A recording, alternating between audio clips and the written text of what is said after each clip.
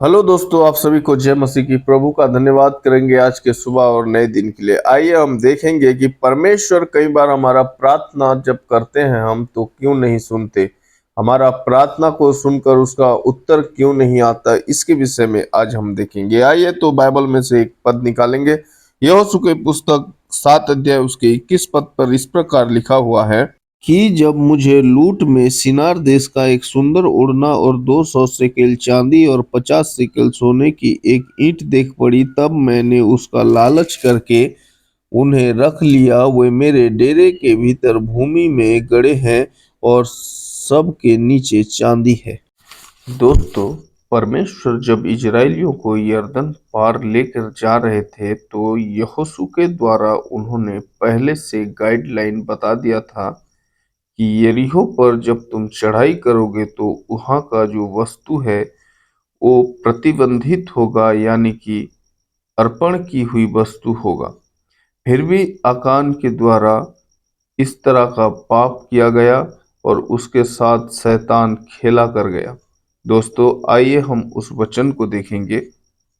वहां पर इस प्रकार लिखा हुआ है, और नगर और जो कुछ उसमें है यहोवा के लिए अर्पण की वस्तु ठहरेगी। केवल राहाब बेश्या और जितने उसके घर में हो वे जीवित छोड़े जाएंगे, क्योंकि उसने हमारे भेजे हुए दूतों को छिपा रखा था।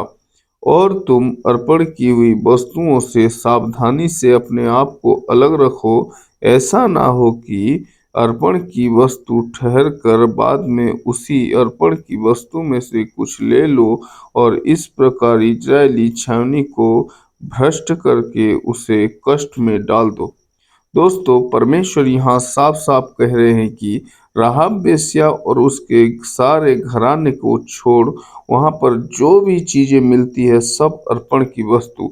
और प्रभु जो है परमेश्वर सावधानी के साथ बता रहे हैं कि सावधानी से अपने आप को उस अर्पण की हुई वस्तुओं से अलग रखो। कहीं ऐसा ना हो कि तुम लालच में पड़कर उस अर्पण की हुई वस्तु को ले लो या छिपा लो। और वही बात आकान के साथ हुआ और आकान के कारण यहाँ पर एक के लोगों ने इजराइल के 36 पुरुष को मार डाले। दोस्तों, कई बार हम विश्वासियों के साथ भी यही होता है, यानी कि जो परमेश्वर को पसंद नहीं है, जो परमेश्वर हमें छोड़ने के लिए जिन बातों को कहते हैं उन बातों को हम अपने जीवन में बहुत समय तक रख के चलते हैं, नहीं छोड़ पाते हैं। और यही कारण जो होता है कि परमेश्वर से हम दूर रहते हैं। आइए हम नया नियम में भी देखेंगे इसके विषय में कि वहां पर बाइबल क्या बताती है। तो वहां पर इस प्रकार लिखा हुआ है, क्या तुम नहीं जानते कि अन्यायी लोग परमेश्वर के राज्य के वारिस ना होंगे।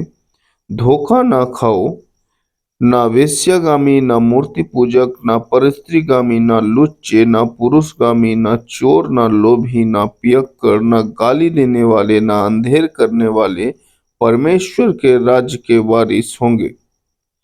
दोस्तों, यहाँ पर साफ साफ कह दिया गया है कि ये सब लोग कभी भी परमेश्वर के राज्य के भागी नहीं होंगे, क्योंकि परमेश्वर साफ कह रहे हैं कि इन सारे चीजों को आपको छोड़ना पड़ेगा। ये सब चीज जो है ने इन सब चीजों को प्रतिबंधित कर कर रखा है। इसीलिए मेरे दोस्तों, एक मसीह जीवन जो व्यक्ति जी रहा है इन सब चीजों से उसे दूर रहना अति आवश्यक है। आइए हम एक और वचन देखेंगे। दूसरा कुरिन्थियों की पत्री 6 अध्याय उसका 17 से 18 पद तक हम पढ़ेंगे। वहां पर इस प्रकार लिखा हुआ है, इसीलिए प्रभु कहता है, उनके बीच में से निकलो और अलग रहो और अशुद्ध वस्तु को मत छुओ तो मैं तुम्हें ग्रहण करूंगा। दोस्तों, यहाँ पर पौलुस भी कह रहे हैं कि अशुद्ध वस्तुओं से दूर रहो तो मैं तुम्हें ग्रहण करूंगा। उनसे अलग हो जाओ। किनसे? अशुद्ध वस्तुओं से। जिसके यहाँ अशुद्ध वस्तु है वहां पर परमेश्वर जो अर्पण की हुई वस्तु के विषय में बोल रहे थे, वहां पर यहोशू कह रहा है कि वहां पर जितने सोने और चांदी मिलेंगे उसे शुद्ध करके परमेश्वर के भवन में रखा जाएगा। बाकी जितने लोगों हैं, जितने गाय बैल भेड़ बकरी सारे चीजों को सत्यानाश कर दिया गया। परंतु एक व्यक्ति के पाप के कारण जो है पूरे इजराइलियों को कष्ट में डाल दिया परमेश्वर। और उसी प्रकार यहाँ पर ये अलग होने का जो विषय है, यहाँ पर यशायाह 52 का 11 में भी लिखा हुआ है। यिर्मयाह की पुस्तक 51 का 45 में भी ये सब लिखा हुआ है। दोस्तों, ये आप घर में बाइबल में देख सकते हैं। और एक वचन हम देखेंगे, पहला पतरस 1 का 15 से 16 पर इस प्रकार लिखा हुआ है, पर जैसा तुम्हारा बुलाने वाला पवित्र है, वैसा ही तुम भी अपने सारे चाल चलन में पवित्र बनो, क्योंकि लिखा है, पवित्र बनो क्योंकि मैं पवित्र हूँ। दोस्तों, परमेश्वर स्पष्टता से कह रहे हैं कि जो परमेश्वर के लोग हैं, जो यीशु मसीह पर ईमान लाते हैं, वो पवित्रता का जीवन जीना पड़ेगा।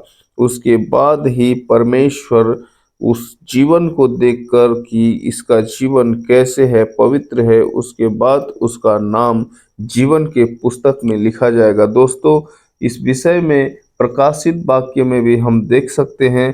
प्रकाशित वाक्य 18 का 4 में भी लिखा हुआ है। आइए उस वचन को हम पढ़ेंगे।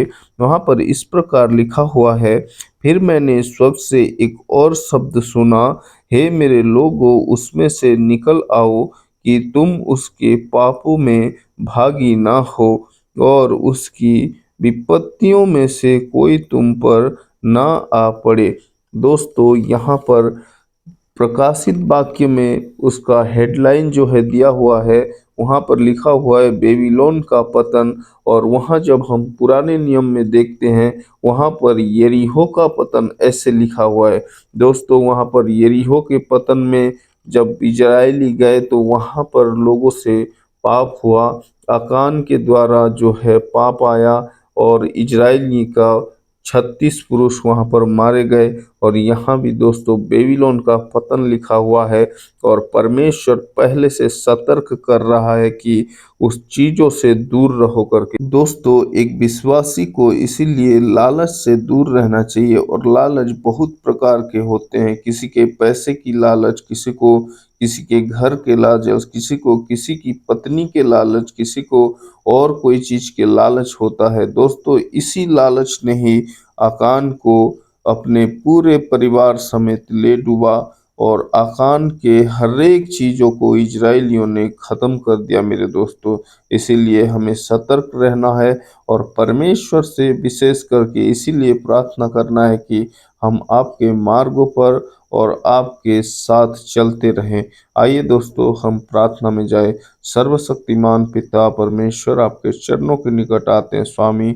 हाँ पिता, आज हमसे आपने बातचीत किया प्रभु, इसके लिए धन्यवाद करते हैं स्वामी महान परमेश्वर। हम में से कोई भी अगर ऐसे में है पिता, तो आप हमारी सहायता कीजिए महान स्वामी। हमें धोकर फिर से एक बार शुद्ध और पवित्र कीजिए खुदा, और हमें प्रभु अपने मार्ग में चलाइए खुदावन। महिमा का पिता, आप महान है पिता, स्वर्ग से भी ऊंचा परमेश्वर है प्रभु। हमारे जीवन से पिता लालच को दूर कीजिए प्रभु। जितने लोग इस प्रार्थना को, इस वीडियो को देख रहे हैं प्रभु, उनके जीवन में प्रभु आप बदलाव दीजिए महान परमेश्वर। ओ पिता, पहले से प्रेम प्रभु आपसे करने पाए खुदावन। सारे बातों में आपको ही महिमा देते हैं प्रभु। हर एक लोगों को पिता आपके बलवंत हाथों में सौंपते हैं, धन्यवाद देते हैं। दुआ यीशु के नाम से मांगते हैं, आमीन।